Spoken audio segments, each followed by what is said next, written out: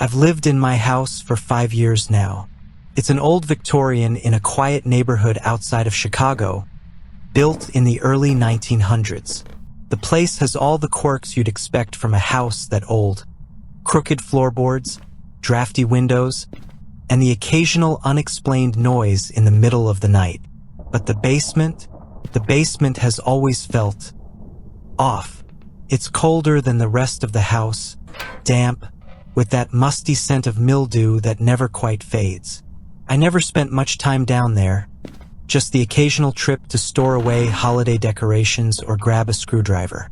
Until last week, I was rearranging some old furniture when I noticed a draft. At first, I figured it was just another of the basement's many quirks, but then I realized something. It wasn't coming from the windows or vents. It was seeping from behind an old shelving unit. The air wasn't just cold. It was icy, like an open freezer door. Curious, I pulled the shelf away from the wall. My stomach knotted when I saw it. A door.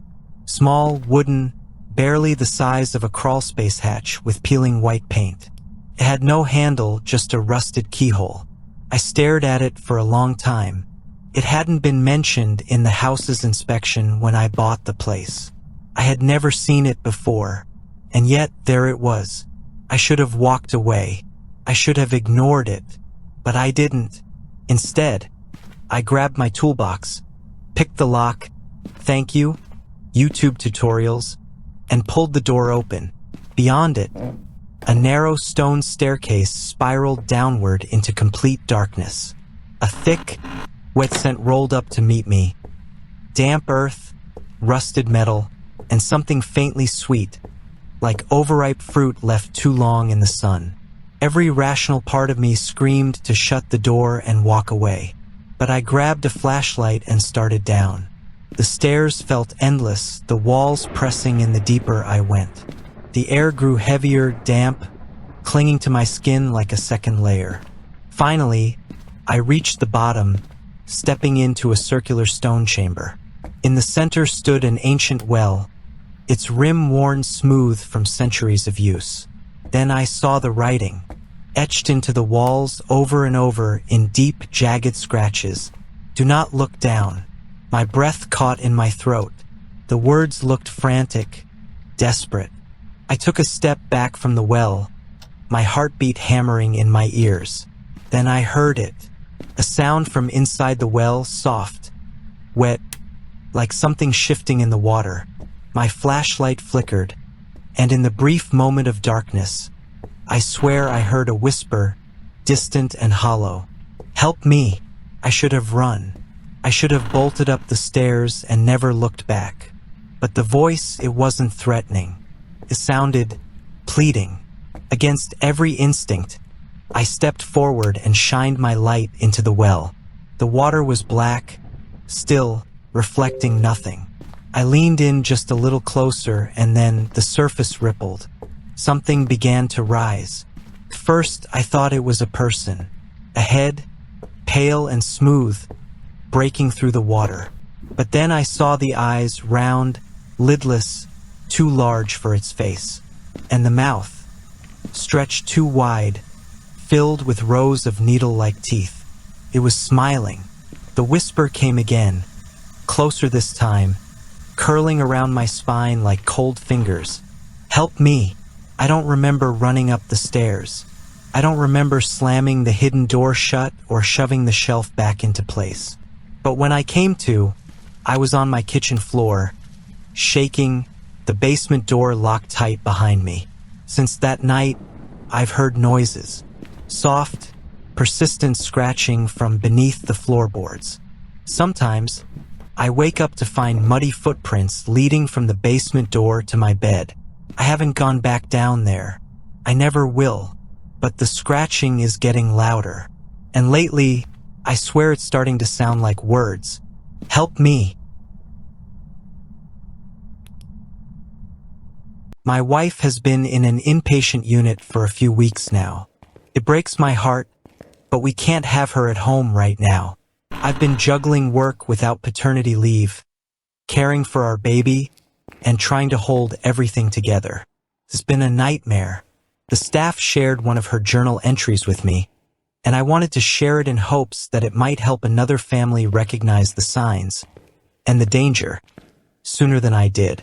February 6th, 2024. I am a new mother, but I don't know where my baby is. I hear phantom crying at all hours, morning, noon, and deep into the night as I lay in this unfamiliar bed, trapped in this cold, sterile prison. The shrill wailing never stops, a ceaseless, piercing noise that digs into my skull. I can feel the blood trickling from my ears, but they tell me there's nothing there. They're lying. They're all lying. They want me to suffer. There is no baby to comfort. Only me, surrounded by my captors who sometimes visit, but never to help. I try to clamp my hands over my ears, to drown out the noise, but it's useless.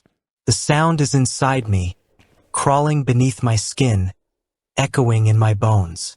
And besides, I can't cover my ears anyway, because they have me chained.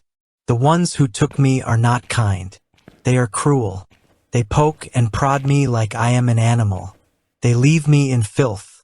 They come in, clean up the mess, and then leave me to rot all over again. They ignore my screams, my pleas for freedom. Once in a while, they unshackle me. If I fight back, they restrain me again. I managed to rip a handful of hair from one of them. I don't remember when they brought me here. I don't know how they managed to take me. I don't remember my baby's face, but I remember my husband. I hate him, that traitor, that coward.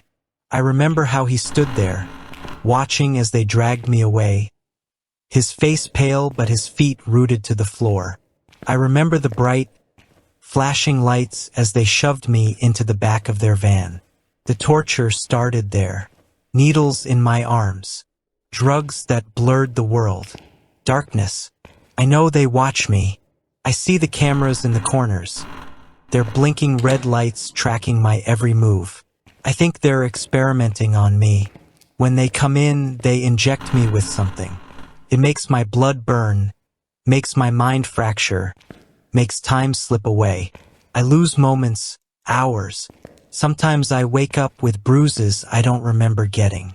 There are others here, other prisoners. Sometimes they make us see each other. Some of them are calm, as if they've been here for years. Some of them are even friendly with the captors, laughing, joking. I don't understand it. We should be fighting. We should be trying to escape. Maybe they're pretending. Maybe I should pretend too. When I do, they are more lenient. Today, they gave me paper and a pencil. The pencil is dull. They must think I'd stab someone with it. Fools. I will not waste this opportunity. I will write. I will tell the world what they have done to me. I called my husband. I told him I hated him. He told me they were helping me. Helping. What a joke. He will not help me. He is one of them. I don't think he ever loved me. He says I might hurt my baby. I don't know where I am. I don't think I will ever leave. The windows are bolted shut. The doors always locked. This is not a hospital. This is a prison. And they are not doctors. They are captors. Please, someone please help me. I need to find my baby. I need to know if he's safe. I just want to go home.